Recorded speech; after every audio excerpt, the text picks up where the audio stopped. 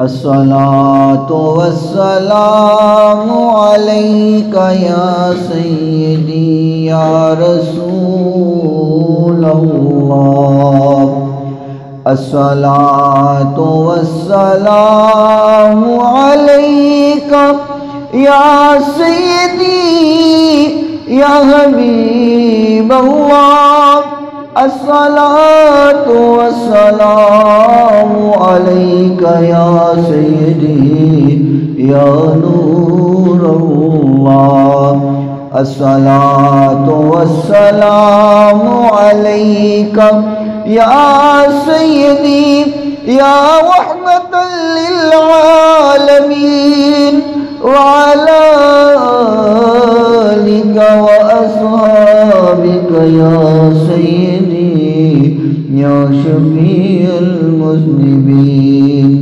يا رب صل وسلم دائما أبدا على حبيبك خير الخلق كلهم محمد سيد الكونين والثقلين والفريقين من عرب ومن عجم.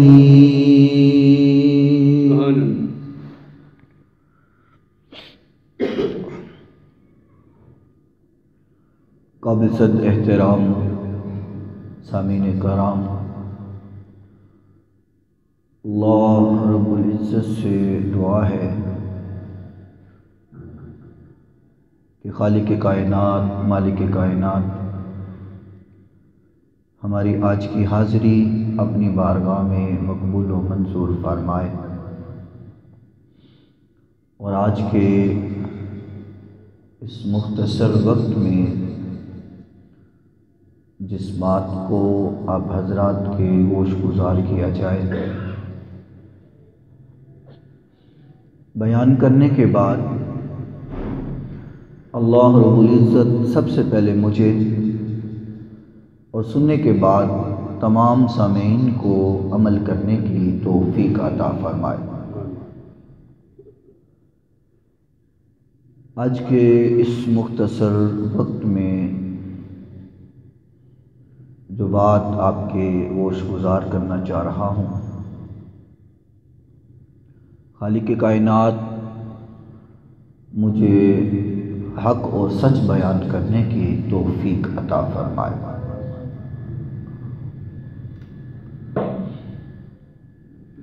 اس دنیا میں جو بھی آرام کرتا ہے، جو سوتا ہے، وہ سونے کے بعد خواب دیکھتا ہے۔ میں بھی سوؤں تو مجھے بھی خواب آتا ہے، آپ سوئیں آپ کو بھی خواب آتا ہے۔ ہر سونے والے کو خواب آتا ہے،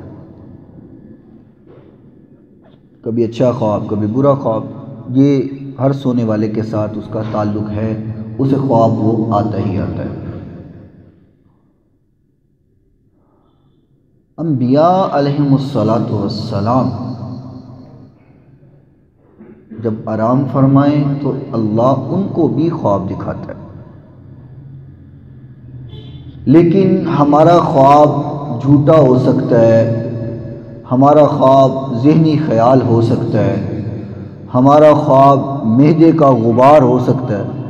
انسان زیادہ پیٹ بھر کر کے روٹی کھا کے سو جائے تو اس کو ویسے ہی ڈرونے ڈرونے خواب آنے لگ جاتے ہیں۔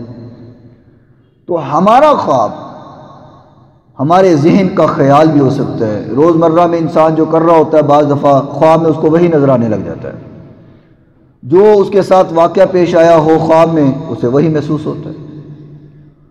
تو ہمارا خواب ذہن کا خیال ہو سکتا ہے، معدے کا غبار ہو سکتا ہے، ہمارا خواب جھوٹا ہو سکتا ہے، لیکن انبیاء کا خواب کبھی جھوٹا نہیں ہوتا، کیونکہ نبیوں کا خواب جب بھی آتا ہے وہ اللہ کا حکم ہوتا ہے، اللہ کی وحی ہوتا ہے۔ نبیوں کا خواب بھی اللہ کی وحی ہوتا ہے، انبیاء کو کبھی جھوٹا خواب نہیں آ سکتا، کیونکہ وہ اللہ کا پیغام ہے، اللہ کی طرف سے حق ہے۔ انبیاء جب بھی کوئی خواب دیکھیں وہ اللہ کی طرف سے حق ہوتا ہے، پیغام ہوتا ہے۔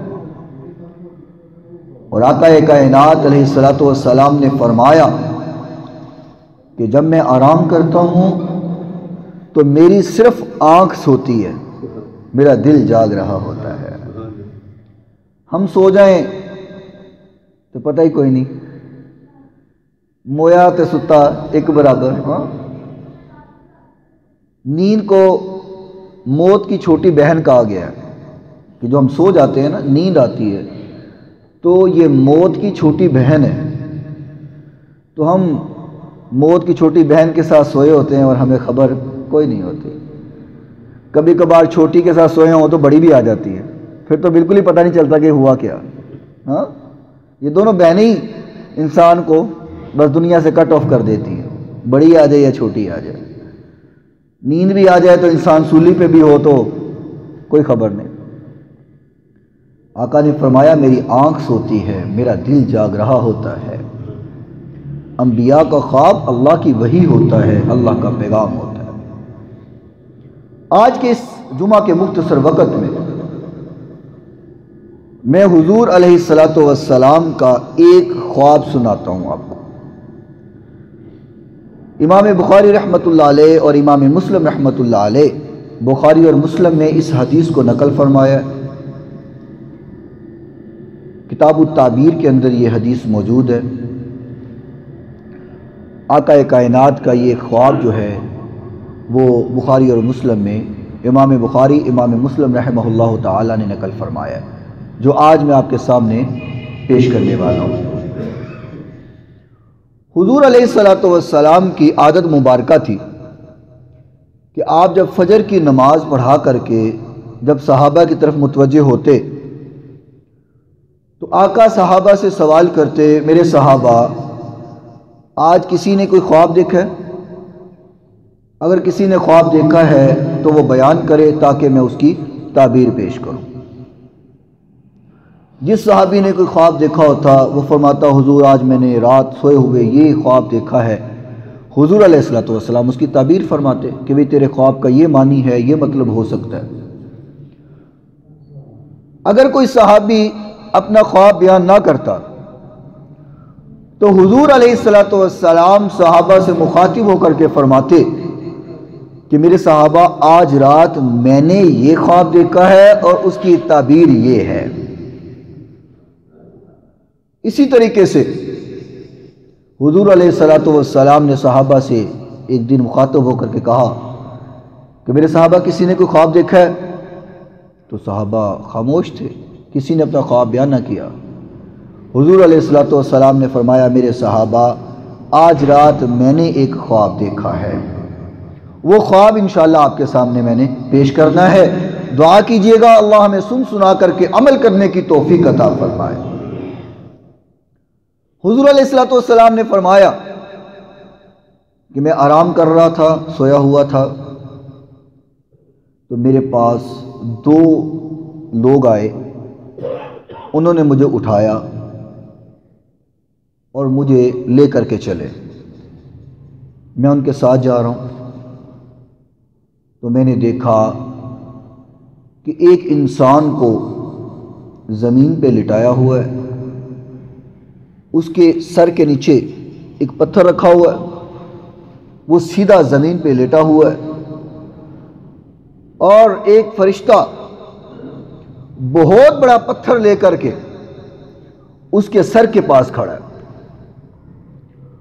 اور وہ زور سے اس کے سر میں مارتا ہے۔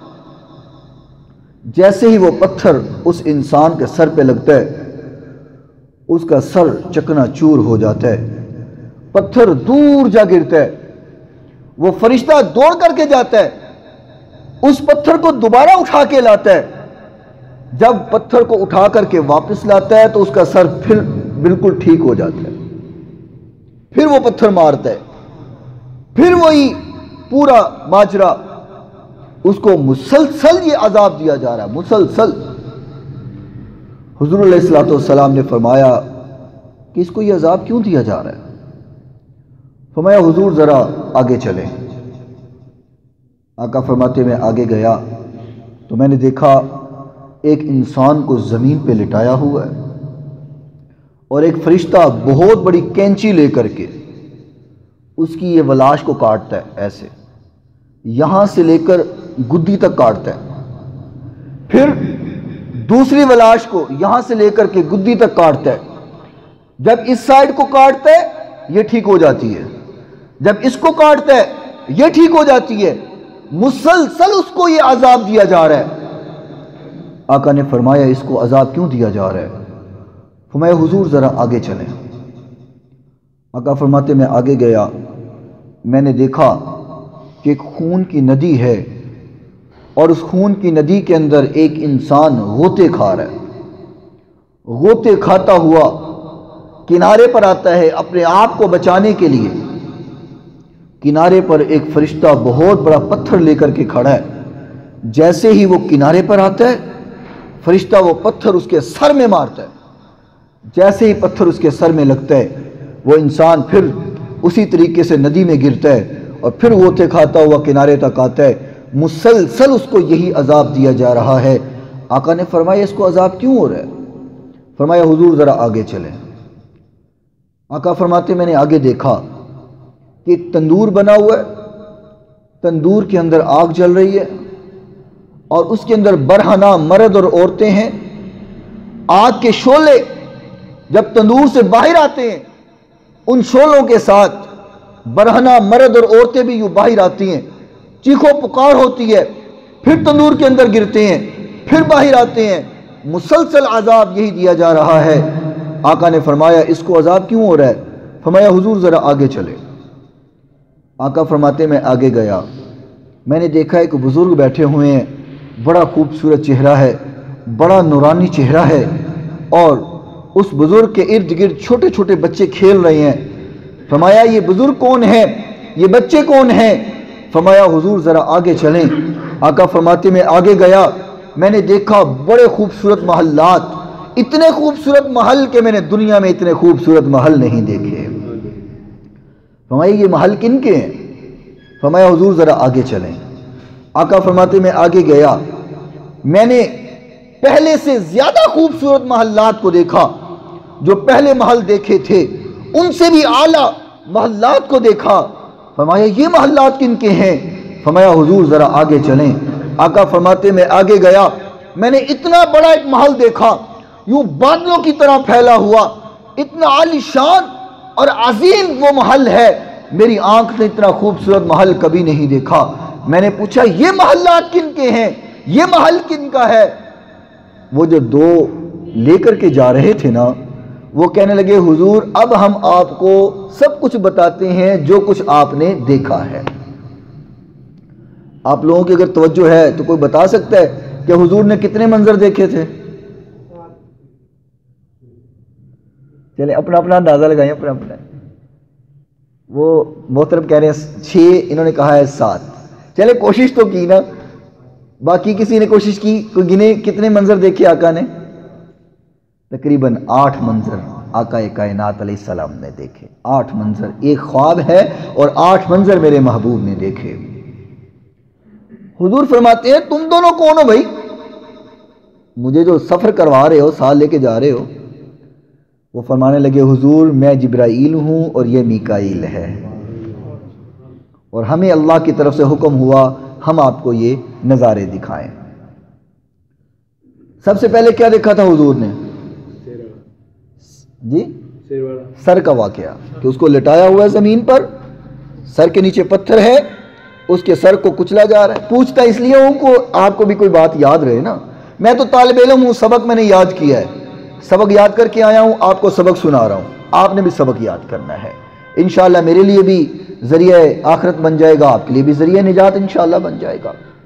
پہلا منظر آقا کائنات علیہ السلام نے دیکھا کہ اس کو زمین پہ لٹا کر کے پتھر سے سر کو کچلا جا رہا ہے۔ آقا کائنات علیہ السلام نے فرمایا جبرائیل اس کو یہ عذاب کیوں دیا جا رہا ہے؟ اس عذاب کے دینے کی وجہ کیا ہے؟ اس کا قصور کیا ہے؟ اس کو کیوں یہ سزا دی جا رہی ہے؟ وجہ کیا ہے؟ فرمایا حضور یہ وہ آپ کی امت کا انسان ہے جس نے قرآن پڑھا تھا، قرآن کو یاد کیا تھا اور قرآن کو یاد کرنے کے بعد بھلا دیا تھا۔ استغفر اللہ، قرآن کو یاد کر کے بھلا دیا، قرآن سے تعلق توڑ دیا، قرآن سے ناطہ توڑ دیا، قرآن کو بھلا دیا اور صبح کے وقت سویا رہتا تھا، نماز نہیں پڑھتا تھا۔ یہ وجہ بن گئی قرآن کو چھوڑنے کی، فجر کی نماز نہ پڑھنے کی سزا یہ گئی کہ اس کے سر کو کچلا جا رہا ہے اور قیامت تک اس کو اسی طریقے سے عذاب دیا جاتا رہے گا۔ اللہ اکبر، اللہ اکبر۔ لوگوں قرآن سے محبت کرو، قرآن سے پیار کرو۔ کیا عجب بات ہے، ہم ڈراموں کے لیے تو وقت نکال لیتے ہیں، فلموں کے لیے وقت تو نکال لیتے ہیں، میچ دیکھنے کے لیے تو وقت نکال لیتے ہیں، لیکن قرآن پڑھنے کے لیے ٹائم نہیں ہوتا۔ اگر کسی کو کہہ دے بھائی قرآن پڑھا کر، زیادہ نہ پڑھ، چند آیات کو روزانہ پڑھ لیا کر، تو کہتے ہیں مولوی صاحب ہمارے پاس تو ٹائم ہی نہیں ہے۔ یہ جملہ سارے لوگ بول، ٹائم ہی نہیں ہے جی، سانو تے سر کھڑکن نو ویل نہیں ہے، قرآن کتوں پڑھنا؟ دنیا جہان کا سارا کام کرنے کے لیے وقت ہے، نہیں وقت ہے تو قرآن کے لیے وقت ہی نہیں ہے ہمارے پاس۔ لوگوں قرآن سے محبت، قرآن سے پیار۔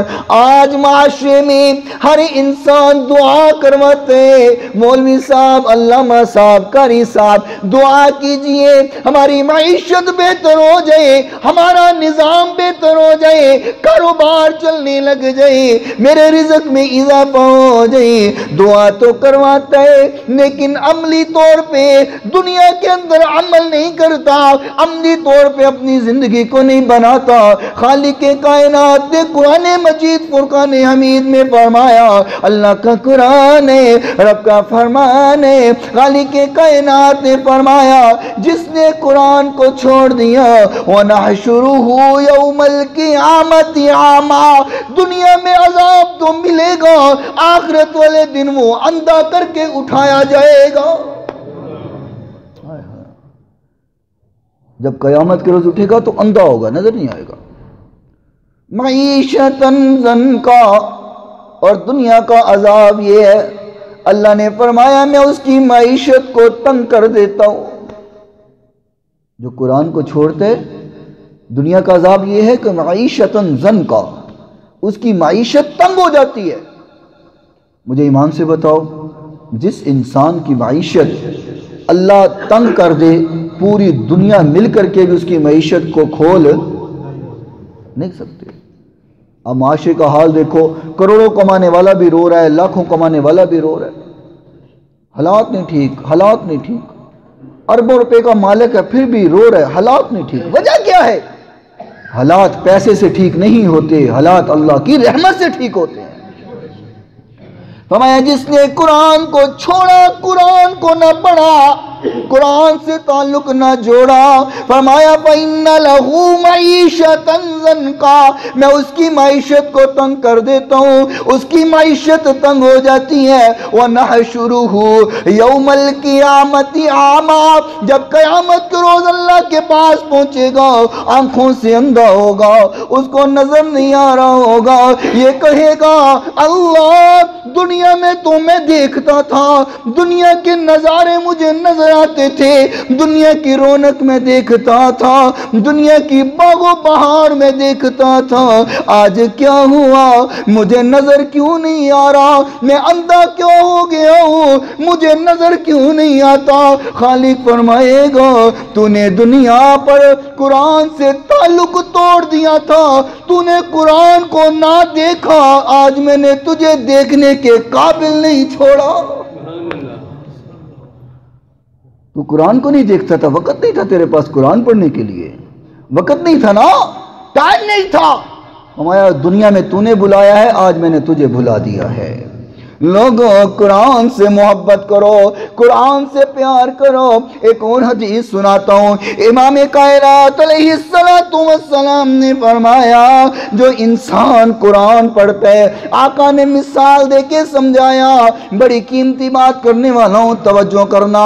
آقا نے فرمایا ایک طرف ایک انسان بیٹھا ہوا اللہ سے دعائیں کر رہا ہے، اللہ سے مانگ رہے ہیں، اللہ مجھے دولت دے، پیسہ دے، رزق دے، مال دے، جو جو دعائیں انسان کرتا ہے۔ فرمایا ایک طرف انسان بیٹھا اللہ سے التجائیں کر رہے، اللہ سے دعائیں کر رہے، اللہ سے حاجات مانگ رہے ہیں، اور دوسری طرف ایک انسان بیٹھا کچھ نہیں مانگ رہا، صرف قرآن پڑھ رہا ہے۔ توجہ کرنا، فرمایا ایک طرف انسان دعائیں مانگ رہے، اللہ سے حاجات پیش کر رہے، حاجات پوری کروانے کے لیے التجائیں کر رہے، دوسری طرف ایک انسان بیٹھا صرف قرآن پڑھ رہے، قرآن کی تلاوت کر رہے۔ آقا کائنات علیہ السلام نے فرمایا اللہ اس دعائیں مانگنے والے سے زیادہ قرآن پڑھنے والے کو عطا فرما دیتے۔ جو صرف قرآن پڑھتا ہے اللہ اس کو زیادہ عطا فرماتا ہے۔ اور میں اکثر ایک بات کہا کرتا ہوں، ہمیں کل جس چیز کی ضرورت پیش آنی ہے آج پتہ، کوئی کہہ سکتا ہے کہ مجھے کل جس چیز کی ضرورت پڑے گی مجھے آج پتہ ہے؟ ہمیں نہیں پتہ، لیکن اللہ کو پتہ ہے۔ ہمیں کل جو ضرورت پیش آئے گی ہمیں جب پتہ نہیں تو ہم دعا مانگ بھی نہیں سکتے، لیکن اللہ کو پتہ ہے کہ اس انسان کو کل اس چیز کی ضرورت پیش آئے گی۔ فرمایا جو قرآن پڑھتا رہتا ہے اللہ اس کی حاجات کو پورا خود ہی کرتا رہتا ہے۔ قرآن پڑھنے کی اتنی فضیلت ہے۔ آج ہمارے حالات خراب ہیں قرآن کو چھوڑنے کی وجہ سے۔ کوئی کہے کہ میں روٹین سے روزانہ قرآن کی تلاوت کرتا ہوں، وقت ہی نہیں ہے کسی کے پاس۔ ہاں ٹی وی کے لیے ضرور وقت ہے، نیوز دیکھنے کے لیے ضرور وقت ہے، میچ دیکھنے کے لیے بڑا وقت ہے، قرآن کے لیے وقت نہیں ہے۔ میرے بھائی تھوڑا پڑھو لیکن روزانہ پڑھو، روزانہ کی روٹین بناؤ، قرآن کی تھوڑی تلاوت کرو لیکن روزانہ کرو، اور پھر دیکھنا اللہ تعالیٰ آپ کے حالات کو کیسے بہتر کرتا ہے۔ پہلا انسان حضور نے دیکھا جس کے سر کو کچلا جا رہا تھا، وہ انسان تھا جو قرآن کو بھلا دیا اور فجر کے وقت سویا رہا۔ اللہ ہمیں صحیح معنوں میں قرآن کی تلاوت کرنے کی توفیق عطا فرمائے۔ خالق کائنات نے قرآن مجید میں فرمایا نا، وَمَا وَلَقَدْ زَرَعْنَا لِجَهَنَّمَ كَثِيرًا مِّنَ الْجِنِّ وَالْإِنسِ، فرمایا میں نے اکثر جنوں اور انسانوں کو اس لیے بنایا ہے کہ انہیں جہنم کا ایندھن بنانا ہے۔ اکثریت جنوں اور انسانوں کی اس لیے تخلیق ہوئی ہے کہ انہیں جہنم کا ایندھن بنانا ہے۔ اب ان کی علامات کیا ہیں؟ میں نے اور آپ نے اپنا اپنا جائزہ لینا ہے۔ وہ لوگ جو جہنم کے لیے بنے ہیں کہیں وہ ہم تو نہیں، کہیں ہمارا شمار ان میں تو نہیں ہوتا؟ ان کی علامات کیا ہیں؟ خالق کائنات نے فرمایا لَهُمْ قُلُوبٌ لَا يَفْقَهُونَ بِهَا وَلَهُمْ أَعْيُنٌ لَا يُبْصِرُونَ بِهَا وَلَهُمْ آذَانٌ لَا يَسْمَعُونَ بِهَا أُولَئِكَ كَالْأَنْعَامِ بَلْ هُمْ أَضَلُّ۔ اللہ کریم نے فرمایا وہ لوگ جو جہنم کے لیے بنے ہیں، میرے بھائی توجہ کرنا، میں بھی اپنا موازنہ کروں، کمپیریزن کروں، آپ بھی کمپیریزن کرو، اپنی زندگی کو کمپیئر کرو اور دیکھو ان لوگوں میں ہمارا شمار تو نہیں ہوتا نا، کیا ہم بچے ہیں؟ اگر بچے ہو تو دعا کرو اللہ استقامت دے، اگر نہیں بچے تو دعا کرو اللہ ہمیں بچا لے۔ کیا علامات ہے؟ توجہ کرنا، فرمایا لَهُمْ قُلُوبٌ لَا يَفْقَهُونَ بِهَا، ان کے پاس دل تو موجود ہیں لیکن اللہ کی یاد سے غافل ہیں۔ اس دل میں ہر چیز کی محبت ہے، نہیں ہے تو اللہ کی نہیں ہے۔ اس دل میں اور بہت سارے خیال ہیں اور بہت ساری فکر ہے اور بہت سارے پلان ہیں، نہیں ہے تو اللہ کے احکام کی پاسداری کی فکر نہیں ہے۔ دل اللہ کی یاد سے خالی ہے۔ اللہ ہمیں اس دل سے محفوظ فرما جڑی تیری یاد سے خالی ہو۔ ہمیں اپنی محبوب اور اپنی یاد والا دل عطا فرما۔ فرمایا لہم قلوب لا یفقہون بہا، ان کا دل اللہ کی یاد سے خالی ہے۔ وَلَهُمْ أَعْيُنٌ لَا يُبْصِرُونَ بِهَا، فرمایا ان کے پاس آنکھیں موجود ہیں، وہ دیکھتے نہیں ہیں۔ اللہ کیا ان کو نظر نہیں آتا؟ فرمایا نظر تو سب کچھ آتے ہیں، روز اٹھتے جنازے بھی دیکھتے ہیں، روز ایکسیڈنٹ اور تباہیاں بھی دیکھتے ہیں، روز میرے آتے ہوئے عذاب بھی دیکھتے ہیں۔ سب کچھ دیکھ لینے کے بعد آنکھوں پہ پردہ ڈال دیتی ہیں، میری طرف نہیں آتے۔ دنیا کے لیے تو آنکھوں کا استعمال کرتے ہیں، میرے لیے نہیں کرتے۔ فرمایا ایسے لوگ دیکھنے کے باوجود اندھے ہیں۔ تیسری چیز وَلَهُمْ آذَانٌ لَا يَسْمَعُونَ بِهَا، کان تو موجود ہیں لیکن سنائی نہیں دیتا۔ اللہ کیا وہ گونگے بہرے ہیں؟ فرمایا نہیں، دنیا کے گانے تو ضرور سنتے ہیں، دنیا کی چولیاں بختویاں غیبتیں تو سنتے ہیں، دنیا کی باتیں انہیں ساری سنائی دیتی ہیں، نہیں سنائی دیتی تو میری اذان نہیں سنائی دیتی۔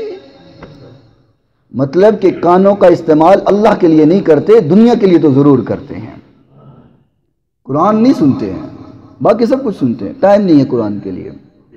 فرمایا یہ جو لوگ ہیں نا جن کی یہ 3 علامات ہیں، فرمایا اولئک کالانعام، یہ انسان نہیں ہے، یہ تو جانور ہیں۔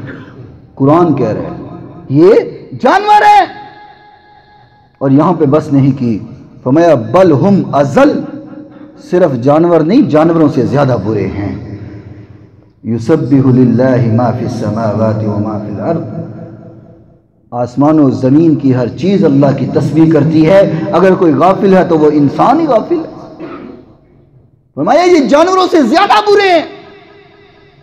اللہ ہمیں صحیح معنوں میں انسان بنا۔ پہلی چیز دیکھی قرآن کو چھوڑنے والے کا انجام اور سزا دیکھی۔ دوسرا کیا دیکھا؟ یاد ہے؟ ولاشوں کو کاٹا جا رہا تھا۔ فرمایا جبریل اس کی ولاشوں کو کیوں کاٹا جا رہا تھا، اس کے منہ کو کیوں کاٹا جا رہا تھا، اس کی سزا کیوں بڑھائی جا رہی تھی، اس کا کیا جرم ہے، اس نے کیا کیا؟ فرمایا حضور وہ انسان ہے آپ کی امت کا جو جب بھی بولتا تھا ہمیشہ جھوٹ بولتا تھا۔ استغفر اللہ۔ فرمایا جب بھی بولا جھوٹ بولا۔ یہ اس کا انجام ہے کہ اس کے منہ کو کاٹا جا رہا ہے، اور قیامت تک اسی طریقے سے اس کو مسلسل عذاب دیا جائے گا۔ یہ بھی ہمارے معاشرے کا ناسور نہیں بن چکا ہوا؟ ہم اس کو گناہ ہی نہیں سمجھتے، ہم یہ سمجھتے ہیں کہ جھوٹ بولنا یہی تو ڈپلومیٹک سسٹم ہے۔ بزنس مین کاروباری وہی ہے جو ایسا جھوٹ بولے کسی کو پتہ ہی نہ چلے، جھوٹ بول کر کے خاک کو سونا بنا دے، یہی تو کاروباری انسان ہے۔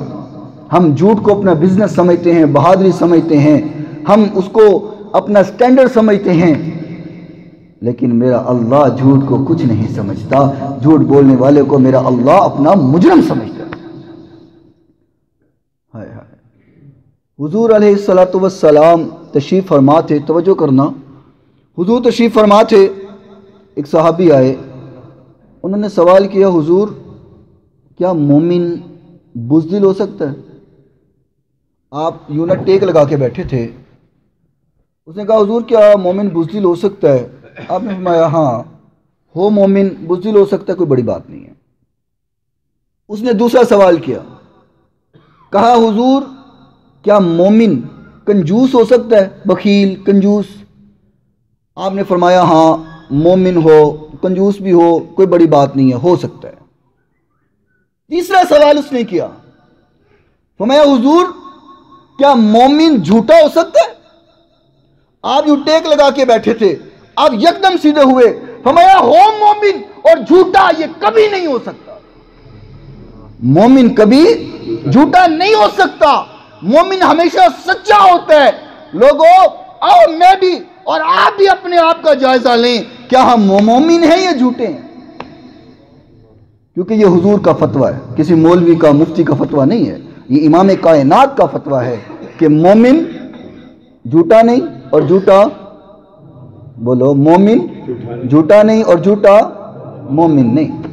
ایک اور حدیث سن، آقا کائنات علیہ الصلوۃ والسلام نے صحابہ سے سوال کیا، فرمایا میرے صحابہ کیا ایک میان میں 2 تلواریں جا سکتی ہیں؟ صحابہ نے فرمایا نہیں حضور، ایک میان میں 2 تلواریں نہیں جا سکتی۔ آپ نہیں بولتے، آپ کے علاقے میں چلی جاتی ہوں گی؟ چلی جاتی ہیں؟ ایک میان میں 2 تلواریں نہیں جاتی نا، تو پھر بولو نا، نہیں جاتی۔ صحابہ کرام نے بھی یہی فرمایا حضور ایک میان میں 2 تلواریں نہیں جاتی۔ آقا کائنات علیہ السلام نے جو فتویٰ دیا، اپنے دل کی تختیوں پہ لوگوں لکھ کے لے جاؤ۔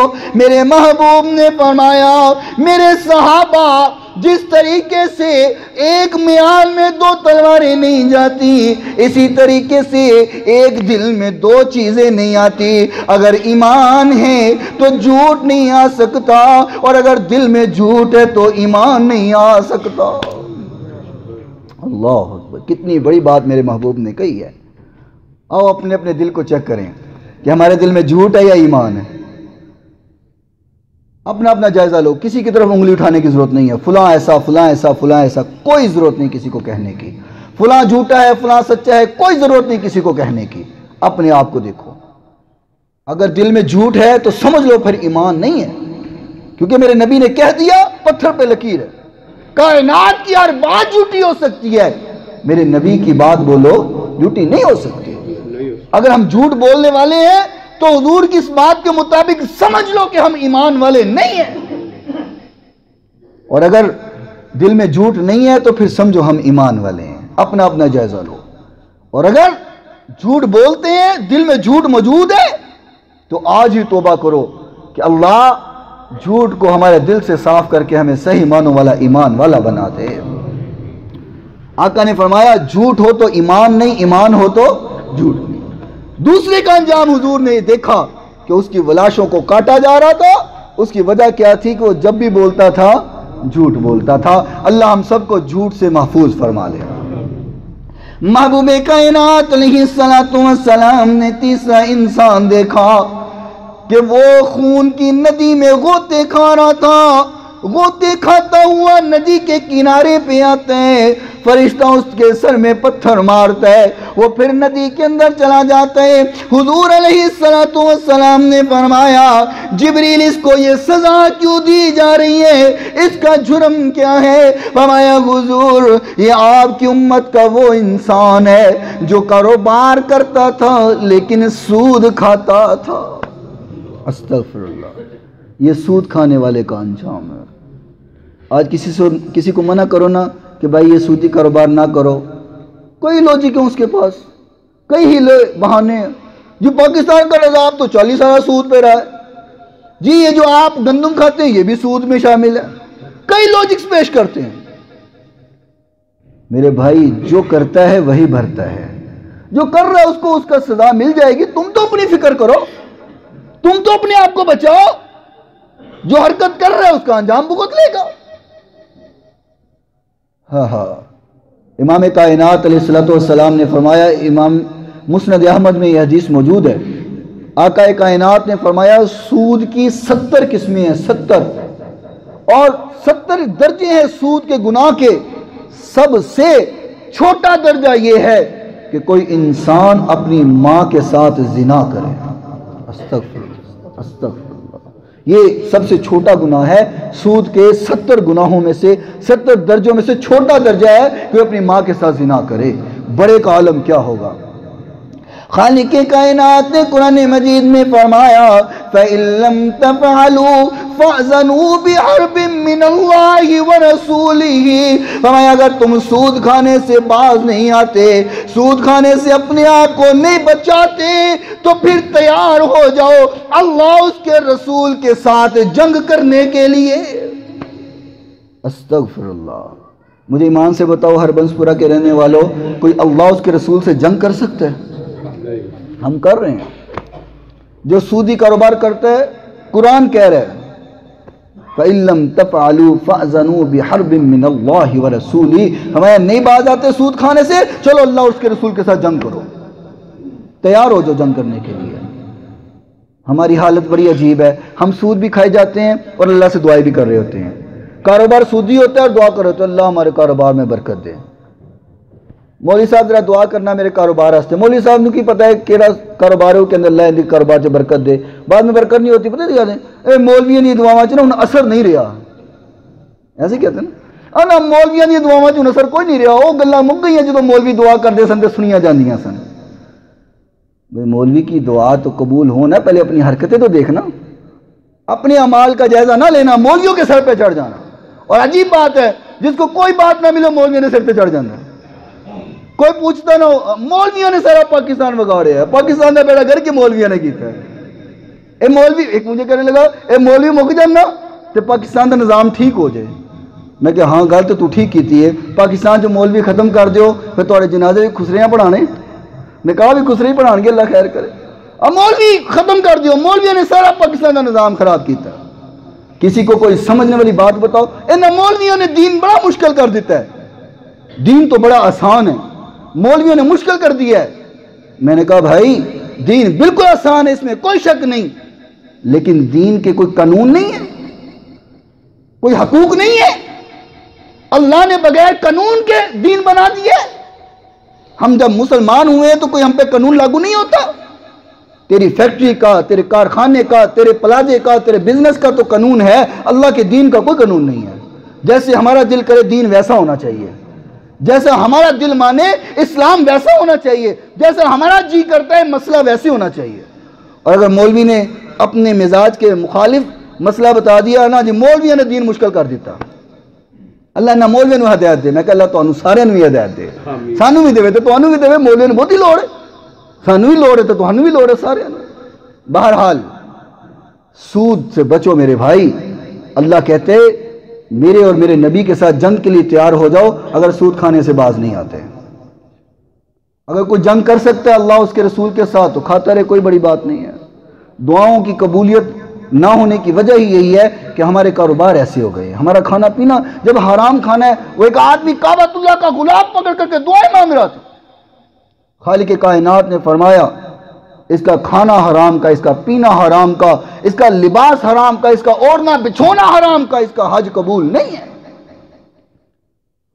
اللہ تعالی ہم سب کو محفوظ فرمائے، کہو آمین۔ چوتھا، محبوب کائنات نے دیکھا کہ تندور ہے، تندور کے اندر عورتیں اور مرد برہنہ شعلوں کے ساتھ باہر آ رہے ہیں، چیخو پکار ہو رہی ہے، پھر اس کے اندر گر جاتے ہیں۔